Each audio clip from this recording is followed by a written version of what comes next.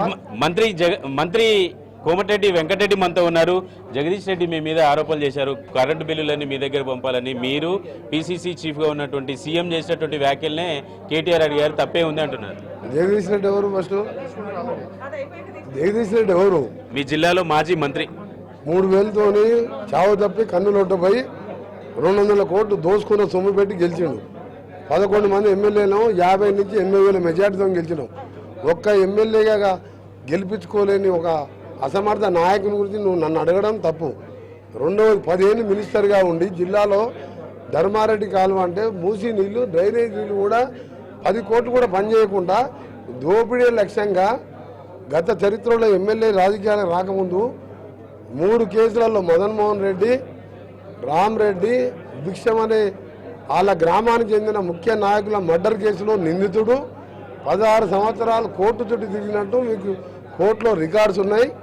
అలాంటి ఒక హంతకుడు, అవినీతి పరుడు యాదాద్రి ప్లాంట్ని 29,000 కోట్లు 50,000 కోట్లు పెంచి మన అసెంబ్లీలో నేను మాట్లాడినప్పుడు ఛాలెంజ్ చేస్తే మా ముఖ్యమంత్రి గారు రెస్పాండ్ అయ్యి సిట్టింగ్ జడ్జితో ఎంక్వైరీ చేసినాం. ఇప్పుడు విజిలెన్స్ ఎంక్వైరీ నడుస్తుంది. రేపు మాపై జైలుకు వెళ్ళే జగదీష్ రెడ్డి లాంటి ఒక చెత్త నాయకుడు కాదు, ఒక చిన్న కేసీఆర్ దగ్గర ఒక బ్రోకర్ లాగా పనిచేసే వ్యక్తి. మీ మీద ఇంకొన్ని ఆరోపణలు చేశారు. మీరు కోవర్టుగా పనిచేశారు, తమ్ముడు బీజేపీలో ఉంటే తన కోట ఏమన్నారంటే ఆరోపణలు కూడా చేశారు. ఎందుకు ఇట్లా జగదీష్ రెడ్డి మీ మీద ఎందుకు ఇట్లా? అన్ని ఫాల్స్ ఆరోపణలు కాబట్టి 11 మందిని నేను 11 కాన్ఫరెన్స్లు తిరిగి ఉత్తమ్ కుమార్ రెడ్డి నేను అందరం తిరిగి 60-70,000 మెజార్టీ చరిత్రలో నేను మెజార్టీ గెలిపించినాం.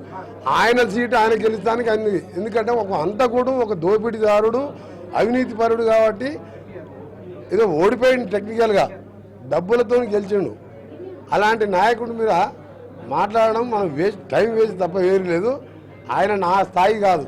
తెలంగాణ ఉద్యమం కోసం కొట్లాట చేసినప్పుడు బస్ కిరాయి లేక మంది స్కూటర్లు అడిగి తిరిగే వ్యక్తి ఇవాళ షాబాద్ మండలంలో మొయినాబాద్ విలేజ్లో 80 ఎకరాల ఫామ్ హౌస్ ఎట్లా కట్టిండు. ఇవాళ మున్సిపల్ కార్పొరేటర్లు అవిశ్వాసం పెడితే ఆ కార్పొరేటర్ అక్కడ పెట్టిండు. ఇవాళ నాగారం అనే గ్రామంలో 60 కోట్లు పెట్టి ఇల్లు కట్టిండు. ఎక్కడ కలెక్టర్ ఆఫీసు ఈరోజు రాత్రి దసరా ముందు రోజు కేటీఆర్ అనుకున్నప్పుడు ఒక దగ్గర కడుతున్నా, ఇక్కడ కలెక్టర్ శంకుస్థాపన అని చెప్పి ఉదయం 11 గంటలకు వేరే దగ్గర శంకుస్థాపన చేపించి అక్కడ కలెక్టర్ బిల్డింగ్ కట్టి ఎవరికి తెలియకుండా చుట్టూ 150 ఎకరాల అసైన్ ల్యాండ్ కొని లేఅవుట్ చేసి చంపిండు. దాన్ని కూడా ఎంక్వైరీ చేస్తున్నాం. యాదాద్రి ప్లాంట్, భద్రాద్రి ప్లాంట్, ఛత్తీస్గఢ్ ఊళ్ళో జైల్లోకి పోతాం.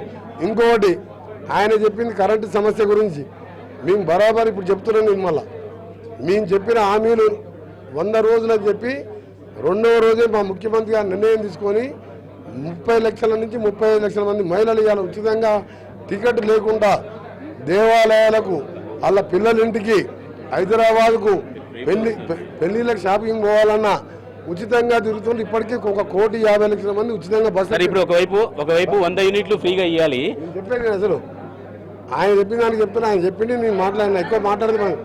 రెండవది, ఆయన కరెంటు 200 యూనిట్లు ఉచితంగా ఇస్తా అని చెప్పినాం. తప్పకుండా 100 రోజుల్లోపే మా హామీని తెలుసుకుంటాం. కానీ ఒకటే అడుగుతున్నా, జగదీష్ రెడ్డి కాదు కేసీఆర్ని అడుగుతున్నా. జగదీష్ రెడ్డి ఈయన ఉంటే 50,000తో గెలుస్తున్నాయి. పటేల్ రమేష్ రెడ్డి గారు ఉంటే 50,000తో గెలుస్తున్నాయి. సరే, దామోదర్ రెడ్డి కూడా గట్టి నాయకుడే తప్ప ఆయన ఆరోగ్య రీతిలో ఎక్కువ తిరగలేకపోయాడు. ఇవాళ జగదీష్ రెడ్డి గారిని, కేటీఆర్ గారిని సూటిగా ప్రశ్నిస్తున్నా. కేటీఆర్ గారి కంగ్రాచులేషన్. తీసే పింక్ కలర్ తీసే, పింక్ది పింక్ కలర్ వేసుకోవద్దు. నువ్వు పక్కా కాంగ్రెస్ ఒరిజినల్. అయితే నా మీద జగదీష్ రెడ్డి కొంచెం ఈ చారి మా నల్గొండ కదా మళ్ళీ కట్ చేయి. ఆయన కరెంటు బిల్లులు మా ఇంటికి పంపాలంటుడు. నేను కేటీఆర్, హరీష్ రావు, కేసీఆర్ అడుగుతున్నా. కేటీఆర్, హరీష్ రావు, జగదీష్ రెడ్డిని అడుగుతున్నా. ఎలక్ట్రిసిటీ బిల్లు ఫ్రీ బిల్స్ మా ఇంటికి పంపమంటుంది కదా.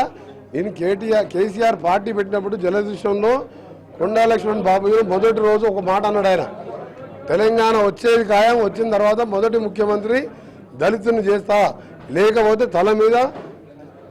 మెడ మీద తల ఉండదు. నేను జగదీష్ రెడ్డి చెప్తున్నా, బిల్లును మా ఇంటికి పంపి. నువ్వు చేసిన దోపిడితోని కొద్దిగా ఆలస్యమైంది. 100 రోజుల్లోపు మేము ఫ్రీ యూనిట్ 200 యూనిట్లు ఇస్తాం.